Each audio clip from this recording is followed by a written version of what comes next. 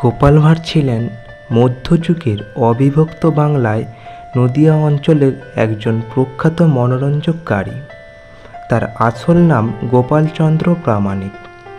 তিনি অষ্টাদশ শতাব্দীতে নদিয়ার প্রখ্যাত রাজা কৃষ্ণচন্দ্রের সভায় নিযুক্ত ছিলেন। রাজা গোপালকে তার রাজসভাসদদের অন্তর্ভুক্ত করেন। রাজা কৃষ্ণচন্দ্র ও জনগণের আস্ত একটা ভাণ্ডার ছিলেন এই গোপাল ভাঁড়। কিন্তু এত প্রিয় মানুষ হয়েও বাংলাতে একসময় তার ঠাঁই হয়নি, বরং দেওয়া হয়েছিল ফাঁসির আদেশ। নবাব সিরাজউদ্দৌলা তখন ওই সময় বিহার ও উড়িষ্যারও নবাব ছিলেন। তার কাছের মানুষেরা যেমন মির্জাফর, ঘসেটি বেগম, জগৎ শেঠ ও রায়দুল্লভ সহ অনেকেই গোপনে গোপনে নবাবকে সিংহাসনচ্যুত করার পরিকল্পনায় লিপ্ত ছিলেন।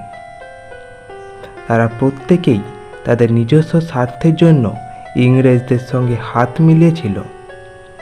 আর ঠিক ওই সময় কৃষ্ণনগরের রাজা কৃষ্ণচন্দ্রও নবাবকে সিংহাসনচ্যুত করার পরিকল্পনায় লিপ্ত ছিল।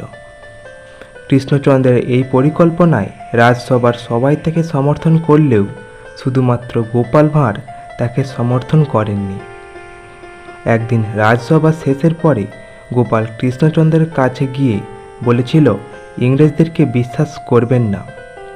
তাদের স্বার্থ বিরোধী যদি কোনো কাজ করেন তাহলে সব উপকারের কথা ভুলে আপনাকেও শুলে চড়াতে পিছপা হবে না।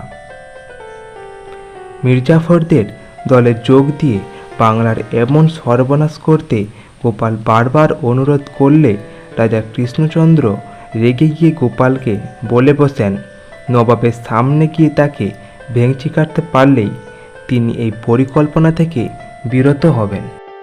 নিজের জীবনের ঝুঁকি নিয়েও কৃষ্ণচন্দ্রের জন্য গোপাল চলে যান মুর্শিদাবাদে। সেখানে তাকে নবাবের সামনে প্রবেশ করতে দেওয়া না হলে তিনি এক প্রহরীর হাতে কামড় দেন। এরপর বিচারের নবাবের সামনে তাকে হাজির করা হলে সত্যি সত্যি নবাবকে ভেঙচি দেন গোপাল। নবাব জানিয়ে দেন পরবর্তী দিন গোপালের বিচার হবে। এরই মধ্যে মির্জাফরকে গোপাল জানান যে তিনি নবাবের কাছে সমস্ত ষড়যন্ত্র ফাঁস করতে এসেছিলেন, কিন্তু যেহেতু তার অন্নদাতা কৃষ্ণচন্দ্রও ফেঁসে যাবেন তাই তিনি তা ফাঁস করলেন না। এরপর মির্জাফরের কুমন্ত্রণায় নবাব গোপালকে ফাঁসির আদেশ দেন, কিন্তু তাতে একটুও বিকার দেখা যায় না গোপালের। উল্টে তিনি ফের একবার নবাবকে ভেঙচি দেন। নবাব তখন মনে করেন গোপাল বদ্ধ উন্মাদ, তাই তাকে মুক্তি দিয়ে দেওয়া হয়। কৃষ্ণনগরে ফিরে এসে গোপাল ফের একবার রাজাকে বোঝানোর চেষ্টা করেন, কিন্তু রাজা তার কথায় কর্ণপাত করেননি। অপমানিত গোপাল সকলে অলক্ষ্যে দেশ ছেড়ে চলে যায়। তারপর আর তার কোনো খোঁজ পাওয়া যায় না। তো এই ছিল আজকের ভিডিওটি ভালো লাগলে অবশ্যই চ্যানেলটাকে সাবস্ক্রাইব করে দেবেন এরকম আরও কিছু ভিডিও পাওয়ার জন্য।